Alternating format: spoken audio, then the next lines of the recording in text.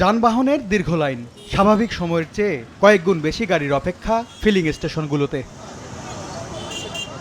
কারণ মধ্যপ্রাচ্য যুদ্ধের প্রভাবে জ্বালানির দাম বেড়ে যাওয়ার আতঙ্ক জেঁকেছে জনমনে। হরমুজ প্রণালী বন্ধে অনিশ্চয়তা তৈরি হয়েছে সরবরাহ সংকটেরও।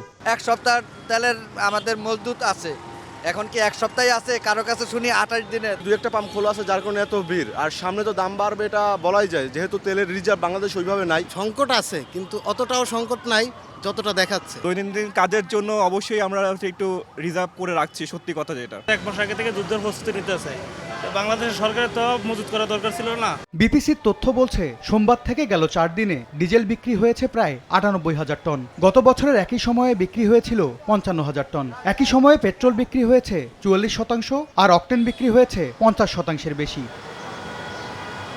পাম্প সংশ্লিষ্টরা বলছেন প্রয়োজনের তুলনায় অতিরিক্ত কিনছেন ভোক্তারা। ফুল ট্যাঙ্কের চাহিদা বেশি থাকায় তেল দিতে সময় বেশি লাগছে। তবে এখন পর্যন্ত কোনো সংকট নেই সরবরাহে। কারো দেখা যাচ্ছে 100 টাকা তেল লাগবে, সে 1000 টাকা তেল নিয়ে যাচ্ছে, এরকম ম্যাক্সিমাম ফুল ট্যাঙ্কি করে নিয়ে যাচ্ছে। যারা কম নিত তারাও এখন ফুল করে নিচ্ছে, যারা ফুল করতো তারাও ফুল করে নিচ্ছে।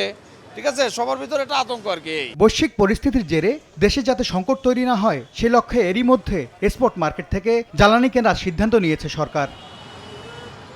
এম এস আরিফিন, সময় সংবাদ, ঢাকা।